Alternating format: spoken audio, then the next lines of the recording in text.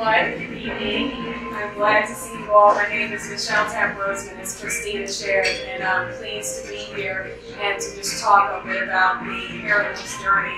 Not just natural hair, but specifically as it relates to African American women and our beauty and self-esteem relative to our hair. Because what I have found is that whether we decide to lock, whether we decide to leave it up or to cut it, all of us at some point have experienced some different types of inner turmoil as it relates to feeling like we fit in. When we take a look at media, when we take a look at some of the family dynamics and corporate dynamics that are going on, oftentimes we may find that it feels like we just don't fit in at all. And so that's just a bit about the Hairlooms journey. As Christina alluded to, I've been natural now. I'm actually in my 6th year of being natural. Yes, and if you had told me a number of years ago I would be natural, I would just tell you that you were not a truthful person, because I actually made a pact with my sister, and I said that if you die before I do, you need to make sure that you lay my edges down.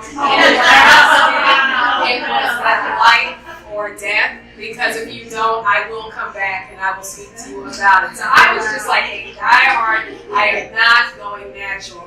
Just in terms of background, I'm a native New Yorker. Any New Yorkers tri-state? Yay! Okay, on the side, good. And I've been in the area now for about 26 years. And like I said, I've been natural now for 6. But I want to pose a question to the group, and I actually do have a giveaway. This is one of the Hairlooms greeting cards that I've created. They are hand crocheted, and I make the angel heads and hair myself. So with that being said, of course you can't get this without having to do something. So now I mentioned that I have been natural for 6 years. Here's a question. How long do you think it took me to actually reach that decision to become natural? So it's been 6 years that I've been natural. How long do you think it took me to actually decide to make the step? And the person who is closest to the actual number will receive the card. So, a year? Okay. 2 years. 2 years. 1 year, 2 years. Any other takers? I feel like they're 3.5. 10 years. 10 years. 4 months. 4 months. Any other takers?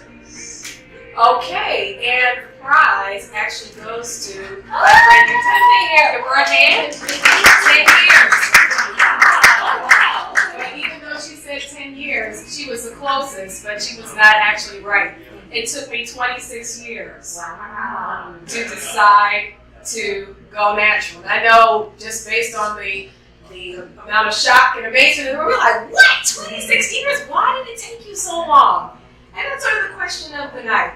Why did it take me so long to embrace what actually grows out of my head, that which God has given me?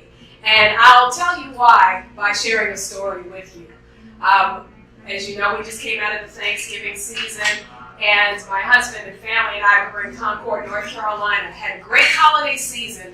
And when I woke up on Thanksgiving morning and was getting ready to go with the family for dinner, I noticed that it seemed like there was something in my eye.